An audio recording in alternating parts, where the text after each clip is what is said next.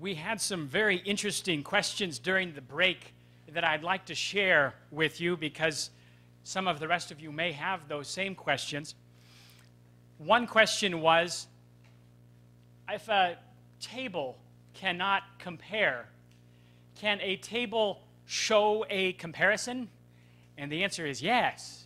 That's a very good trick that we frequently do. We want to avoid the anthropomorphism problem, right? So we don't say the study analyzed. We can say the study presents an analysis. It's a little bit redundant, but at least we can avoid that problem of connecting the human verb to the non-human inanimate object. So yes, that's a good solution. Another thing, another question that we had was, can we change the tense in the sentence? And the answer is yes, we can. We gave you the example of the literature review. We said, for example, Jones found, past tense, that X affects, present tense, Y. We can do that. The first verb, found, refers to the fact that Jones is finished now, right? His finding is over now. But the second verb, or we say complement verb, affects, says that his finding is still a fact today. So the first and second verb have different functions. First verb refers to when it happened. Second one to whether it's a fact or not. Now, if I don't know it's a fact, I could say affected, right? It happened once. I don't know if it always happens. Or if it was an implication, I could say may affect. I could use the tentative present tense for my second verb there. So yes, we do often change our verb in the same sentence. Another question I had is about quotations. When we are doing qualitative research, for example, and we are speaking to someone in an interview, right? I'm interviewing you. What kind of tense do we use when we are talking about what the person said? And the answer is, we would do the same thing. We would say, Mrs. Smith said, colon, space, quote, and then we would quote her. If she used the present tense, we would keep the same present tense, right? Just because she said it in the past, we would not change what she said. We would just put quotation marks around it, and we would cite her, quote her exactly as she spoke to us. But the verb of report would be past tense because her speaking is over, but her sentence, whatever tense she used, we would use that same tense within our quotation marks when we're talking. All right, now I want to get back into some more fun tools that you can use while you're writing your paper. Tense was a big one. I know, I hit that one first. I hope you're not too tired. I hope you had some coffee. This second part of our time together, I'm going to give you several little ones together. We said before that as scholars, as researchers, we never stop learning. As professionals, it is our responsibility to continue to upgrade our skills, right? It's our responsibility to continue to use our tools better. And I'm going to give you some great tools here coming up that will help make your paper understandable. It's also important to remember that when our paper is rejected for poor English, it's usually not just one or two big things. It's usually many little things. Many little mistakes equal one big problem, rejection. So we are concerned about these little things because reviewers often assume if we don't care about the little English things, we might also not care about our research. If we are careless here, they wonder, where else is he careless? They begin to doubt the quality of everything.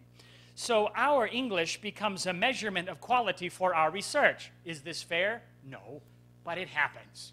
So we need to be oh so careful about those details, and we need to understand that those little errors are all important, and the more we can avoid them, the stronger our building will be. Remember our metaphor of building the house. You can make a few mistakes here and there, and your building will still stand strong. But when you make a lot of mistakes and the typhoon comes, we have a serious problem. So we are going to look at these errors. First, how to use colons and semicolons. Lot of misunderstanding about this. I want to show you in academic writing how a semicolon and colon can be very useful or how it can be badly misused as an error. Second, how can we use commas? I'm going to give you 3 different situations when commas are your best friend, when commas will communicate and help you communicate very clearly to your reader. How to use dashes. Dashes is that long, mysterious line in your paper. How and why do we use it? I will be talking about why or where you should use it and where you should definitely not use it. How to use a hyphen. Hyphen is the short, mysterious line in your paper. When do we use a hyphen, and what is the function of the hyphen, and how does the hyphen affect the meaning of the term that we are communicating? How can we use nouns as adjectives? Students are often confused when we put one word in front of another to modify it. Do we need to hyphenate it? When do we need to hyphenate it? How is it changed? When do we need to add an AL to make it an adjective? I'm going to explain that too. How to use as, because, and since. These 3 words are terribly abused. These poor words are often used incorrectly, so much so that the American Medical Association and the APA have a special section only for these words because it's such a problem. I'm going to tell you how and when you should use each of them in your writing. How to start a sentence with because. I know your elementary school teacher told you you could not start a sentence with because. She was wrong. We can. And I will show you how, and I'll show you why using because is actually better than most alternatives to that word that you might use. Finally, how to use initialisms and acronyms in your writing. Most technical papers do have some kind of abbreviations in them, and often we use them wrongly. And the key to using them right is distinguishing between the 2 kinds of abbreviations. One is called an initialism, and one is called an acronym. They are not the same, and we will treat them differently grammatically. And I'm going to give you examples of that, too, in our time together. Punctuation is the hammer and nails. I know I keep going with this crazy tool metaphor, but I thought of it last night, and I thought it was a good idea. So I found an ugly picture online and stuck it in my PowerPoint. They look like nails, though, don't they? See those little nails right there? These hold our paper together, hold our meaning together. Let's talk about how to use colons and semicolons. First, what does a colon do? What's the function of the colon? Colon are the 2 dots, right over each other. The colon introduces a list or a clause that precedes it. Let me give you a sentence with a colon. Let's start by looking at the only rule of colon use, colon. A colon should only appear after a complete sentence. This sentence is true. We must use a colon only after a complete sentence. And in this case, I am connecting these 2 independent thoughts together tightly, closely, by using a colon. Now, I could also use a comma. Let's start by looking at the only rule of comma use, comma, which is that notice it's longer, isn't it? And I have to use which is a pronoun, and we hate pronouns for many, many reasons. If we can avoid pronouns and go with a good colon that keeps that sentence tight and close together, we like it. It's strong writing. Let me give you an incorrect sentence using the colon. And you can see a common mistake. This study will examine, colon, interest rates, financial structure, management issues, and systematic processes. My student, I asked him, why did you use a colon?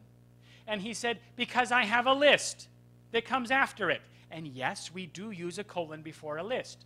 A list follows the colon, fine. But what comes before the colon? Is it a complete sentence? No. Remember, our only rule for using colons, only rule actually, is that we must have a complete sentence before we use our colon. So I could rewrite it like this. This study will examine 4 major factors, colon. Are we happy there? Yes, that's fine. And then I have my list. Interest rates, financial structure. Notice what comes after the colon doesn't have to be a complete sentence. We don't care. We can have 1 word, 10 words, doesn't matter. But what comes before the colon must be a complete, grammatically correct sentence. Let me give you one more example of incorrect colon use. This study will examine, colon, interest rates as set by the central bank, the financial structure of the XYZ company, management issues involving employees. No, 4 major factors, colon, right? Must be a complete sentence before. Let me move on to the semicolon, which is a little bit more complicated than the colon.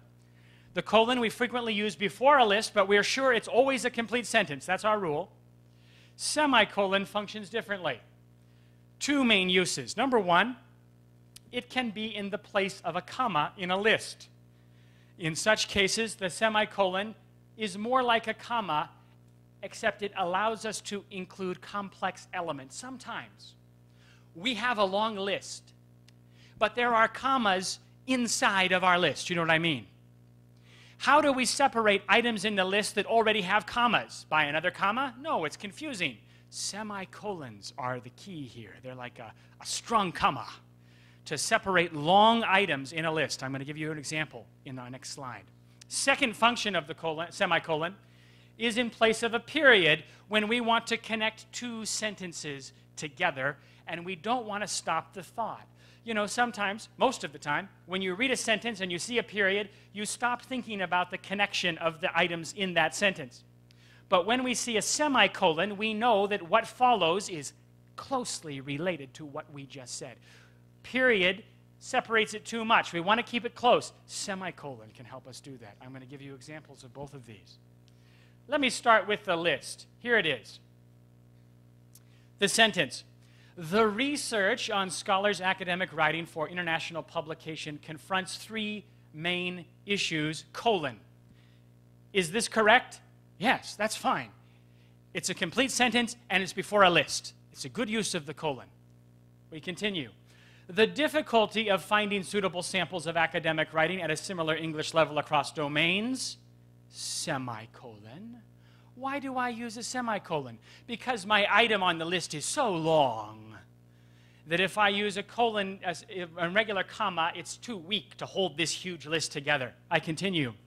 The tension between co-authors, comma, given that their knowledge of English may differ widely. Now notice that I'm using a comma in one of my items. So this is why I choose semicolon to separate those items. I don't want to use a comma for 2 functions in one sentence. It becomes confusing. So I change to the semicolon for these long lists or for a list that has an internal comma already inside the items on the list. And the tendency of researchers to value harmonious working conditions over correcting each other's English errors and the possible conflict that it might create. Because of this internal comma, I've decided to use semicolons to separate the items in this longer list. Here is the same sentence again with commas. You see, instead of using the semicolon, I use the commas. But the problem is here. English level across domains, the tension between co-authors, given that their knowledge of English may differ widely. It's confusing to me. I don't know if this is another item or if this is the same item, you see, because I've recycled my comma too much. So whenever you have a comma in your lists, use the semicolon to separate those larger items in your list, and your reader will thank you for it. Let me give an example of the second case of when we can use a semicolon. When we are trying to connect 2 independent ideas together, and we don't want 2 sentences. Because we know when we separate into 2 sentences, our reader will stop on sentence 1 and think it's over before he begins sentence 2. We don't want him to stop thinking, so semicolon can gently connect it together. Example. Rejection by journal editors for poor English can only be avoided by revising the document carefully first to ensure that English errors have been removed. Semicolon. This process of revising requires that the author and proofreader understand. Now, of course, I could put a period here, But I don't want to because the process is the same process that I just talked about in my previous sentence, and I hope my reader knows that. So rather than start a new sentence, I use the semicolon to elegantly connect them together, letting them know that, yes, this is a break in the thought, but the thought is not over. Continue on, please. Semicolon can do that for you. And semicolon is a very underused grammar tool. It's a wonderful little friend that you should use. It's a little nail that can exactly do what you want it to do in long lists and when you have a long sentence like that, and yet it's not used enough. Either students put nothing in, and I have to just keep reading and reading and reading, not knowing when it will ever end, or it ends unpredictably in the middle. But the semicolon, that beautiful little thing, can do exactly what you want when you have a long thought, like this author does here in this sentence. Here's the same sentence again. However, in this case, I just put one long, crazy sentence without a semicolon, and it's much harder for me to read and understand. Especially here. To ensure that English errors have been removed, comma, which means that this process, which means that this. It's ugly to put in there. We don't like pronouns, and which by itself is often difficult to know which one is which. We would prefer to avoid it if we can. Semicolon, of course, will avoid that problem because we can put it in right after the removed here. So, semicolons can divide grammatically while uniting thematically. All right, that's what it does. It puts a little pause in the middle of our sentence, at the same time keeping that theme, that idea together in that same sentence. We're going to talk about this later, but we often use a semicolon with two types of words: conjunctive adjectives and transitional expressions. I know that these conjunctive adverb is like a word like however. Frequently before the word however, we will use a semicolon. Frequently before the word nevertheless, we will put a semicolon. Frequently before the word specifically, we will put a semicolon. Frequently before the word equally important, for example, on the contrary. This is a very good place to think about a semicolon. If you put a period, it kind of looks like a new thought, but usually it's not a new thought. Usually it's connected to the previous thought, and the semicolon will do that trick for you very well. We're going to also discuss later, you cannot put a comma before however. That's grammatically incorrect. Semicolon, you can. The only one you can put before, we're going to talk about what you can put before a comma when I talk about commas later. But just remember for now that semicolon is very frequently used before words like however. Here's an example of semicolon use. 95% of students recognize the importance of clear writing, semicolon, however. Isn't that nice? I don't have to start a new sentence. I don't put a comma because that's grammatically incorrect. You can only put a comma before a conjunction, like and, but, for. But semicolon before however is very good. We frequently do that. Let's talk about how to use commas for a few minutes. We can use commas in three ways. We can use commas and coordinating conjunctions. We can use commas in pairs, which means two together. Or we can use commas before relative clauses. I will tell you what is a relative clause in a moment. But these are the major functions of the comma. And they all have a different meaning and different function in these three different situations. Let's talk about the commas and the coordinating conjunctions first. Coordinating conjunction. What is a conjunction? Conjunction joins two independent clauses in your sentence. We only have 7. There are total 7 conjunctions. They are and, but, so, or, nor, for, yet. Only 7 of them. I made it into an acronym, fanboys, so my students can remember. Fanboys are for, and, nor, but, or, yet, and so. Okay? It's got to be one of the fanboys. Now, the coordinating conjunction, the fanboys are very powerful because only these words can connect two independent clauses with only a comma. Just these. Only these. And later we're going to show this is one big error students make. They use a comma plus however. They use a common plus nevertheless. But those are not the fanboys. Only the fanboys can use the comma to connect the two independent ideas together. Now, I have ranked these in their order of use. And is the most common, and then but, and then so, and then or. But fanboys, not in the right order, but easier to remember for students. So only these 7 words can give us the compound sentence with a comma pattern, none other. If we just remember that, we can avoid many comma errors that we make in our writing. Here's an example of commas with coordinating conjunctions. Some researchers believe in first sending their papers to low-impact journals, but others, comma, but others, it's one of the fanboys, right? So we can have the comma and then the conjunction directly. Except for those 7, no other word can have that function. Comma, but others maintain that first sending their papers to a high-impact journal for review is more effective for publishing their research.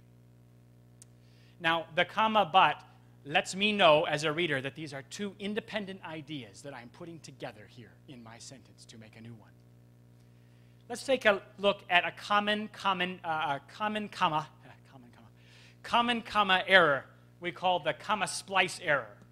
And this happens when I put 2 independent clauses together with a comma but no conjunction. Example, reading is part of discovery, comma, experience indicates that reading the literature efficiently is essential. Wrong. I must have a coordinating conjunction here because I have 2 independent ideas, 2 full sentences that I'm putting together. Can't put them together with only the comma. Must have one of the fanboys to help. Doesn't really matter which one. Well, it matters which one. They have different meanings, but must have at least one of them to be grammatically correct. For example, reading is part of discovery, comma, and our favorite fanboy, and experience indicates that reading the literature efficiently is essential. What if we do it with and no coordinating conjunction? Is that right? It's not. Reading is part of discovery and experience indicates. No, can't do that. Must have the comma when I have 2 independent ideas here, 2 independent clauses. We must have comma and one of the fanboys. Comma and one of the fanboys, or semicolon, or something there. Let me give you an example, and I know I have a lot on one slide. Don't be scared away. It's okay. We'll go slowly. But I wanted to put it all on here to show you one sentence and how we correct it. Here's the error. Don't use commas to separate independent sentences not joined by conjunctions. Here's my first sentence, which is correct. X is used in signaling reactions that is essential for homeostasis, comma, but Y initiates a response. This is correct, right? One independent thought connected to another independent thought with a comma and a fanboy. We're happy. Look at the next one. X is used in signaling reactions that is essential for homeostasis, comma, however. Is that right? No. I have got to have one of my fanboys there. Or I could put a semicolon, however. We talked about that before, right? That's fine. Semicolon before a transitional word. Or semicolon before a conjunctive, before equally important. For example, any of these with the semicolon would be fine. Or fanboy with the comma. Now, students often confuse but and however. They think but and however is the same thing. They have a similar meaning, it's true, but their function is different because however is what we call conjunctive adverb. It's different. And but is a coordinating conjunction. But always works with the comma. Conjunctive, however, would work with the semicolon. Here's another example, an error. Here's the original sentence. The design process starts with an agenda, comma, consequently, following conventional design methods, will lead to a structure that is only suited to achieving the primary mission. Do we like this sentence? We don't, because it's two independent ideas, right? Two independent clauses. I want to connect them together, but remember the rule. If you're using a comma, it must be one of the fanboys. Consequently, is that one of the fanboys? It's not. We have no C in fanboys, right? Consequently is like however. It's that kind of word that can only go with the semicolon. So, to correct this, number one, and probably the best choice, this is my favorite. Correction number one, we use the semicolon. The design process starts with an agenda, semicolon, consequently. This would save us most of the time. This is probably our first choice. However, we could modify it in other ways too. The design process starts with an agenda, comma, fanboy, and. That can also work. I don't like this one though, because and doesn't have the same meaning as consequently, does it? I changed the meaning, so not a good correction. Or the design process starts with an agenda, period, consequently, new sentence. Also okay, but I don't like it because it separates the idea very much. And whenever I say the word consequently, clearly I'm connecting to the previous idea that I just said. So to maintain that closeness, I would prefer to use the semicolon. That would be a really good choice here for this situation. Let's talk about using pairs of commas. First, we use a comma before a coordinating conjunction, the fanboys, right? That's the comma's first function. Second, we use commas together to show that information is supplementary. Supplementary means information is not grammatically essential for the sentence. If we cut out the information between our commas, our sentence would still make sense, right? Usually the material between commas will further describe something that I've just said in my sentence before. Let me give you an example of this. This novel approach, comma, proposed by Zhang, comma, has provided an alternative to conventional methods. Let me give you two other examples of this sentence. This novel approach, comma, proposed by Zhang, has provided an alternative. This novel approach proposed by John, comma, has provided an alternative. These two are wrong. Neither of them gives me any useful information about the information in that sentence and its connection to the rest of the sentence. I should either have no commas or two commas. Either one would be fine. One comma by itself is doing me nothing here. It's giving me no additional information. It's not describing anything. So we would prefer to say, this novel approach proposed by Zhang has provided an alternative to conventional methods, or number one. Number one or number four. Number two and three, useless for us. The comma's not doing anything, not describing anything. Now, if you notice in my first sentence, proposed by Zhang, this is describing the approach. If I took this out, this novel approach has provided an alternative. The sentence would still be fine, right? So here we are using commas to show that grammatically non-essential part of our sentence. We can do this in other ways too, and I'm going to show you in a minute how. We could also use parentheses. We could also use dashes on both sides. If we use a dash on both sides, we are saying this is very important. If we use a comma on both sides, we're saying this is pretty important. If we use parentheses, we're saying this is not important. And that's why we use parentheses for page numbers and references and that kind of thing, because it's so low priority. But they all perform the same function, showing the grammatically non-essential descriptive part of our sentence. Here is another example. According to Zhang, comma, this novel approach is vital. This novel approach is vital according to Zhang. This novel approach, according to Zhang, is vital. Now, these sentences are actually okay because according to Zhang is a clause that I'm connecting to the beginning or to the end of my sentence. They're all right. But you notice that the first one is actually, it sounds the best one. It sounds best. Because I want to make sure that the important information is usually at the end of the sentence. Here, this novel approach is vital. It seems awkward to put it right there in the beginning. The third one also works, where I give the descriptive information about the novel approach. They're all okay, actually, but the first one is actually best because of the positioning of the information, the key point at the end of our sentence. Let me give you another sentence. Researchers, whose papers are frequently rejected, comma, start to believe that editors and reviewers personally dislike them. I get this from students a lot. The reviewers hate me. Maybe they do, probably not. Of course, we must be careful not to give reviewers a reason to hate us, and when I read the letters back to the reviewer, sometimes I think maybe the reviewer does hate us because students will argue so aggressively with the reviewer. That's a different topic. But the sentence here. This is an example of the third use of the comma, where I use it to separate a relative clause.